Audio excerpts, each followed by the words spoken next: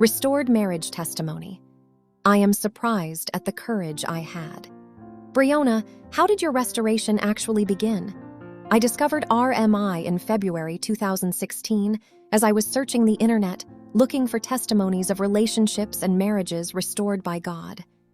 One day the Lord led me to Aaron's testimony and I was led to the French site. That same day, I think I read the first 2 chapters of Restore Your Marriage. I was so relieved and excited. That was exactly the answers I needed, and I knew deep in my heart that it was God who led me there. Before that, I was completely broken and desperate.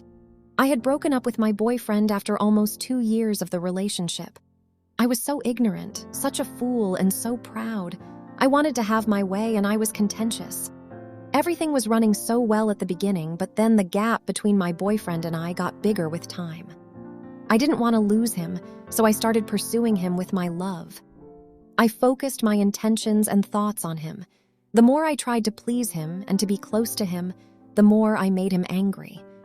He eventually told me that I was stressing and pressuring him. Later, I discovered that he did not consider wanting to marry me. I felt neglected and despised, and I became very contentious. I suspected he had focused his attention on another woman, so I started snooping on his phone, his emails, and his Facebook.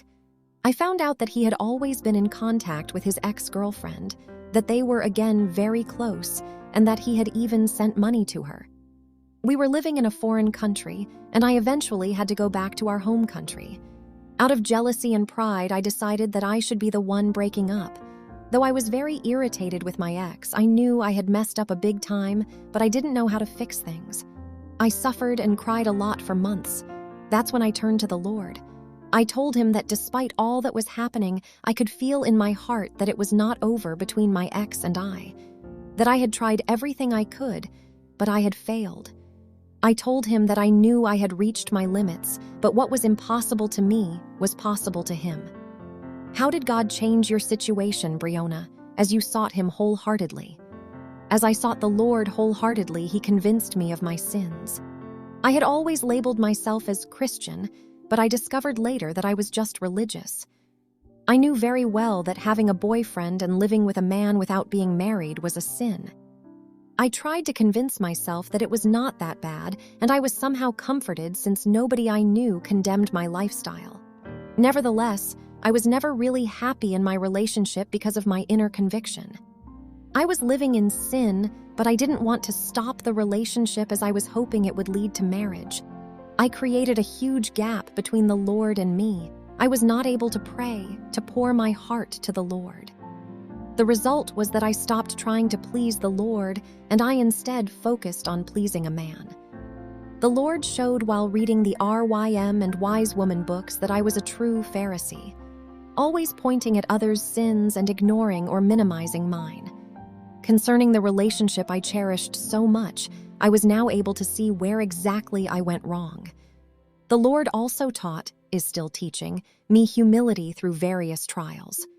Believe me, beloved sisters, I never knew how proud I was before starting this restoration journey.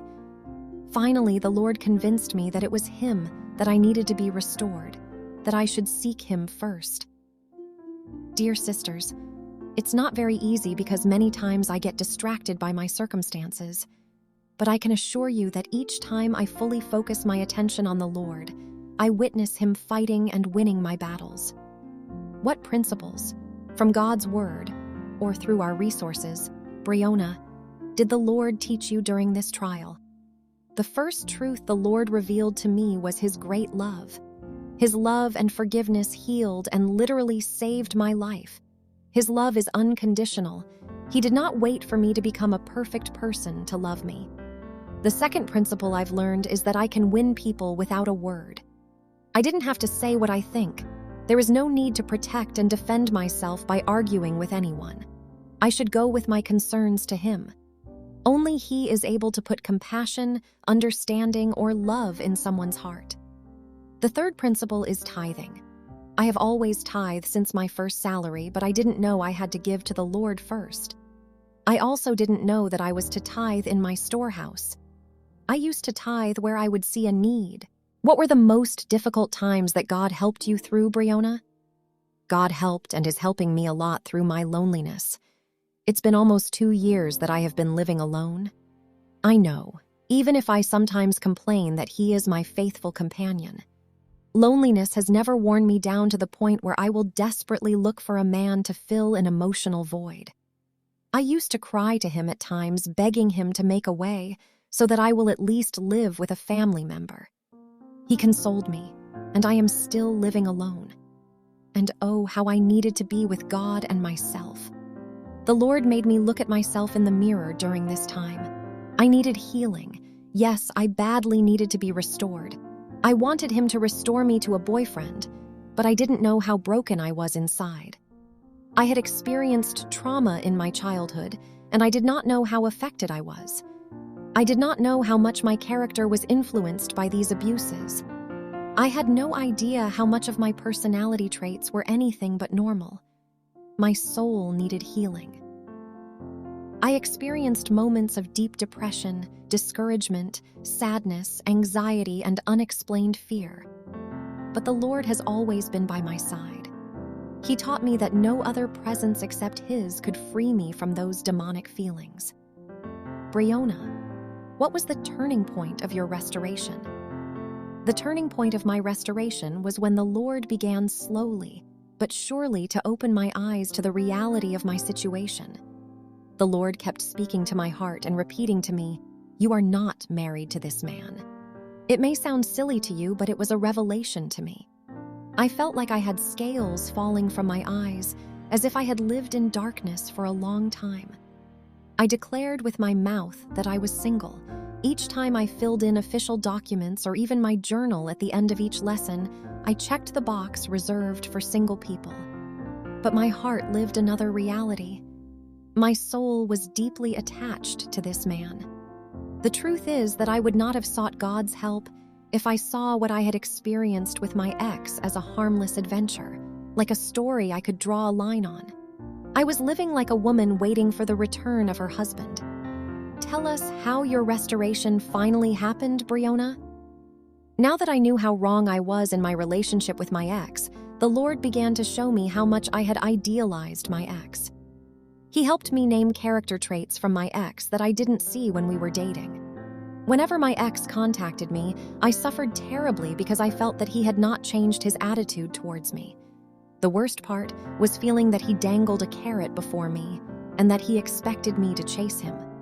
The Lord also revealed to me that I did not love my ex as much as I thought. He made me realize that I was held in guilt and shame. I still regretted having been intimate with a man who was not my husband. I had always wanted to know only one man, and I thought that it was no longer possible to meet someone else. Not at all. In fact, I never thought that things would happen this way. During this period when the Lord was opening my eyes to the truth, my ex began to become more and more insistent and even began to flirt. He who sent me text messages once every 3 months had started to contact me every month and then every 2 weeks. Then came that week when he called me every other day, and that day when he asked me if we could chat by video call. It was exactly what I had dreamed of for years, what I had prayed and fasted for. However, after this rapprochement, I knew it was over.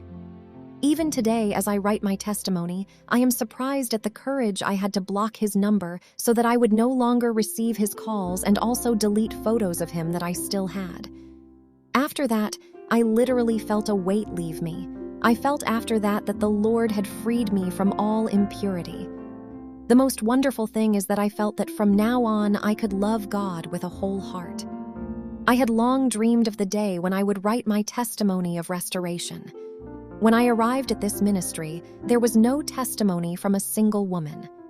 In September 2017, I wrote in one of my journals, "I am aware that the principles of this book are primarily intended for married women, but I am happy because I know that my testimony will be unique. It will serve to evangelize." I myself am very amused by this statement I made. Yes, my testimony is different. To be honest, I was far from imagining that my testimony would look like what I am writing at the moment. I thought that since I was not married to my ex, that I should wait to testify of my restoration when I get married according to the plans of God. This testimony is long overdue. But to wait to testify means to give little importance to the transformation that God has brought about in me.